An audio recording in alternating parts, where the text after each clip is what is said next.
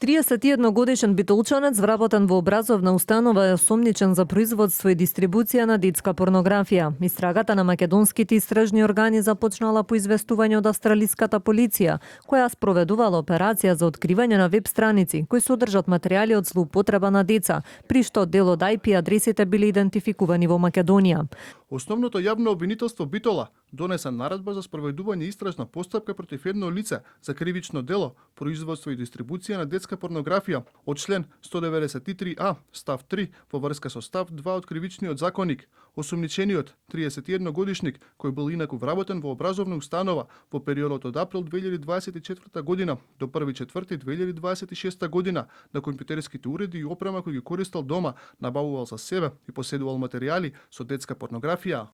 Стружанецот Борча Костевски, водител на подкастот Б2 канал, кај кого вчера МВР изврши претрес по наредба од обвинител и одобрениот суд, денеска се огласи на социјалните мрежи. Обвинува дека станувало збор за хајка и негира каква било поврзаност со делото за кое се води истрагата. Од обвинителството пак повеќе информации не се соопштуваат. Велат дека истрагата се уште трае, се прават проверки во Скопје и во други градови.